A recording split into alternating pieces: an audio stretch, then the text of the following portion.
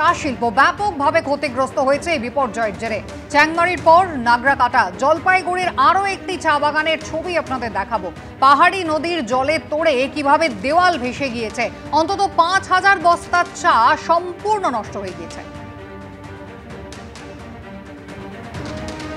রাজা চট্টোপাধ্যায় আমাদের প্রতিনিধি রয়েছেন আমাদের সঙ্গে। রাজা, ক্ষয়ক্ষতির পরিমাণ এখনো পর্যন্ত কতটা জানা যাচ্ছে? দেখো, ক্ষয়ক্ষতির পরিমাণ প্রচুর। এখনো তারা শনাক্ত করতে পারেনি যে কত ক্ষয়ক্ষতি হয়েছে। তবে ক্ষয়ক্ষতির একটা মিনিমাম একটা ক্ষতি তারা শনাক্ত করতে পেরেছে। প্রায় ১০০ কোটি টাকা দাবি করছে যে টি অ্যাসোসিয়েশন অফ ইন্ডিয়া, অর্থাৎ তাই এরা দাবি করছে এখন পর্যন্ত ডুয়ার্সের যে কটা বাগান রয়েছে ওরা ৬টা বাগানের কথা হিসাব করেছে। এখন বাকি যত ক্ষয়ক্ষতি সেটা তারা খতিয়ে দেখছে। প্রায় ১০০ কোটি এই মুহূর্তে এসছে। এরা কিন্তু কেন্দ্রীয় সরকার এবং রাজ্য সরকারের হস্তক্ষেপ চাচ্ছে। কারণ তুমি জানো যে কিছুদিন আগে পুজোর বোনাস সমস্ত বাগান তারা দিয়েছে। এখন এই বিপর্যয়ের পরে বাগানগুলোর যে পরিস্থিতি রয়েছে, সমস্ত প্ল্যান্টেশন নতুন করে তৈরি করতে হবে এবং বস্তাকে বস্তা চা তারা কিন্তু বাইরে পাঠানোর জন্য প্রস্তুত হয়েছিল। সেই চা কিন্তু টোটালটাই নষ্ট হয়ে গিয়েছে। প্রায় তোমাকে যেটা বলি যে শনিবার রাতে এবং রোববার সকালে যে বন্যায় পুরো ডুয়ার্সের ৪০টি চা বাগান কিন্তু ক্ষতিগ্রস্ত হয়েছে। প্রায় ৯৫০ হেক্টর জমি ক্ষতিগ্রস্ত। এই অবস্থায় কিন্তু বাগানগুলোর রাস্তাঘাট নেই, সেতু ভেঙে রয়েছে, শ্রমিকরা ঠিকমতো কাজে আসতে পারছেন না। বিভিন্ন মানুষ যারা রয়েছে গ্রামের লেবার কোয়ার্টার, সেখানে ব্রিজ ভেঙে গিয়েছে, তারা ঘুর পথে হাসপাতাল বা স্কুলে যেতে হচ্ছে। প্রচুর ক্ষয়ক্ষতি করেছে। তোমার নাগরাকাটা ব্লকের প্রায় ৬টি বাগান এই মুহূর্তে ক্ষতিগ্রস্ত। তাদের যেটা বক্তব্য যে এই যে যেটা ক্ষতি হয়েছে সেটা কিভাবে তারা মেকআপ করবে, আগামী ৫ থেকে ৬ বছর সময় লাগবে এই ক্ষতির পরিমাণ মেটাতে। তবে সমস্ত চা বাগানের মালিকরাই কিন্তু একটা হস্তক্ষেপ করছে, কেন্দ্রীয় রাজ্য সরকার হস্তক্ষেপ করছে। কেন্দ্র রাজ্য যদি সামনে না আসে, আমাদের হেল্প না করে, তাহলে কিন্তু চা শিল্পকে বাঁচানো খুব মুশকিল হয়ে যাবে। যা পরিস্থিতি তৈরি হয়েছে ডুয়ার্সের চা বাগানগুলোতে, যদি আবার পাহাড়ে সেইভাবে বৃষ্টি হয় তাহলে কিন্তু ক্ষতির পরিমাণ আরো বাড়তে পারে। বৃষ্টি থামলো, মিরিক জুড়ে এখনো ধ্বংসের ছবি। ধারাগাঁও, মিরিকের একটি ছোট্ট গ্রাম, সেখানেও প্রচুর ক্ষতি হয়েছে, অনেকের মৃত্যুও হয়েছে। সেই ছবি তুলে ধরেছেন আমাদের প্রতিনিধি আবির দত্ত।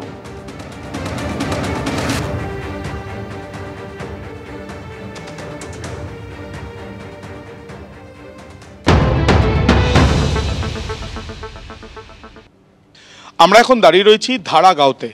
মিরিকের প্রত্যন্ত এই যে গ্রাম, সেই গ্রামে একাধিক বাড়ি ক্ষতিগ্রস্ত হয়েছে, একাধিক ঘর ক্ষতিগ্রস্ত হয়েছে, মৃত্যু পর্যন্ত হয়েছে এই গ্রামের বেশ কয়েকজন বাসিন্দার।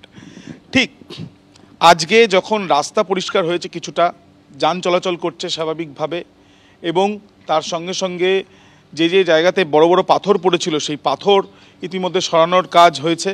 ঘরের সামনে পাথরের চাই একেবারে স্তূপ আকার ধারণ করেছিল, সেই পাথর ইতিমধ্যে সরানোর পর খোলা গিয়েছে ঘরের দরজা। এই যে ঘরের সামনে আমরা দাঁড়িয়ে আছি, এখানে বেশ কয়েকজন থাকতেন, বর্তমানে তারা অন্য জায়গায় রয়েছেন, রিলিফ ক্যাম্পে রয়েছেন। এবার সরাসরি দেখাবো যে এই ঘরের অবস্থা কি। এই যে দরজা, এই দরজা একবার খুললেই দেখা যাচ্ছে খাট রয়েছে, এখানে রান্না করার জিনিস রয়েছে, কিন্তু এতটাই এখানে পলি বা এই যে টানা ধসের জন্য এবং টানা বৃষ্টির জন্য মাটি নরম হয়ে গিয়ে এখানে এমনভাবে ঢুকে গিয়েছে যে এখানে আর বসবাসের অবস্থা নেই বললেই চলে। এখানে দেখা যাচ্ছে সমস্ত কিছু, গ্লাস থেকে শুরু করে হাঁড়ি কড়াই, এমনকি খাট এবং জলের যে বিভিন্ন পাত্র, সমস্ত কিছু এখানে রয়েছে। পলিময় এই ঘর কি আদৌ বাসযোগ্য? अभी लैंडस्लाइड हो गया इधर, अभी सरकार कुछ नहीं मिल रहा है यहाँ पे गांव पे। क्यों? पता नहीं कि देख के चले जाता है, देख के चले जाता है। क्या बोलते, कौन कौन आता है? सब लोग आया है, बड़ा लोग आया था, कुछ नहीं नेता?